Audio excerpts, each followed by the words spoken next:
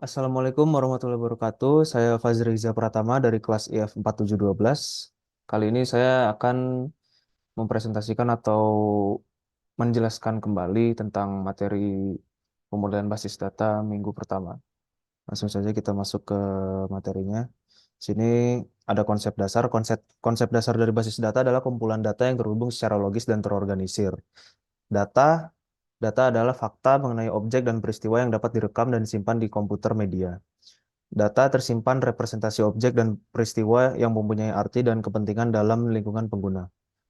Yang dimaksud dengan informasi adalah data yang telah diolah sedemikian rupa untuk menambah pengetahuan orang tersebut siapa yang menggunakan data tersebut.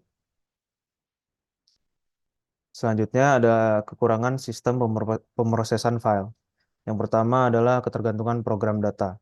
Ketergantungan program data adalah deskripsi file disimpan dalam setiap program aplikasi database untuk mengakses file tertentu. Selanjutnya ada duplikasi data. Duplikasi data terjadi karena aplikasi seringkali dikembangkan secara independen dalam file sistem pemrosesan. File data duplikat yang tidak direncanakan adalah aturannya, bukan pengecualian. Ya. Selanjutnya ada berbagai data terbatas. Dengan pendekatan pemrosesan file tradisional, setiap aplikasi memiliki file pribadinya sendiri, dan pengguna memiliki sedikit kesempatan untuk berbagi data di luar aplikasi mereka sendiri. Selanjutnya ada waktu pengembangan yang lama.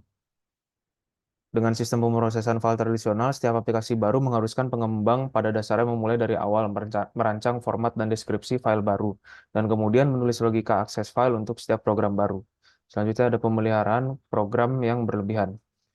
Semua faktor di atas digabungkan untuk menciptakan program yang berat beban pemeliharaannya dalam organisasi yang mengandalkan file tradisional sistem pemrosesan.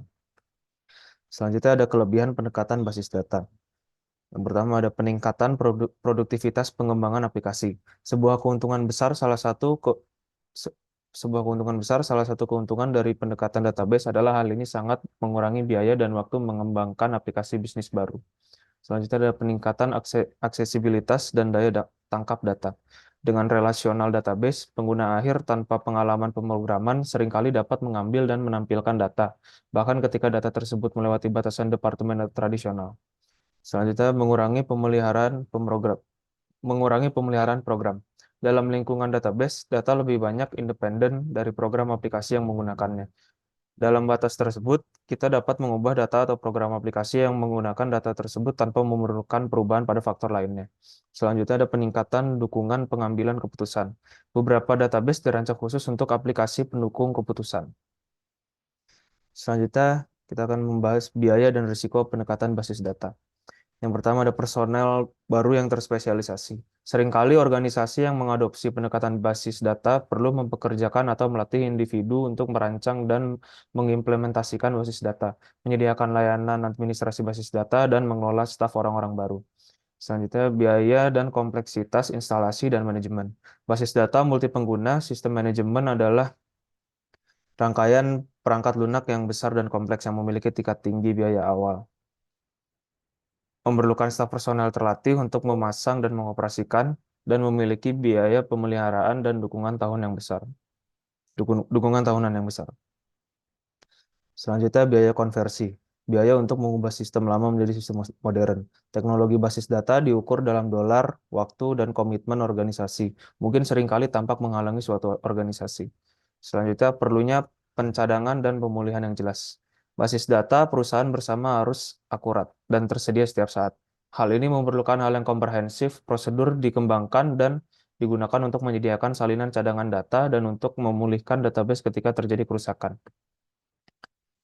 Yang terakhir ada konflik organisasi. Basis data bersama memerlukan konsensus mengenai data definisi dan kepemilikan, serta tanggung jawab atas data yang akurat pemeliharaannya. Pengalaman menunjukkan bahwa konflik pada definisi data, data format, dan pengkodean, hak untuk memperbarui data bersama, dan masalah terkait sering terjadi dan seringkali sulit diatasi. Sepertinya itu saja yang bisa saya sampaikan untuk materi ini. Mohon maaf bila masih banyak salahnya. Terima kasih, semoga bermanfaat. Wassalamualaikum warahmatullahi wabarakatuh.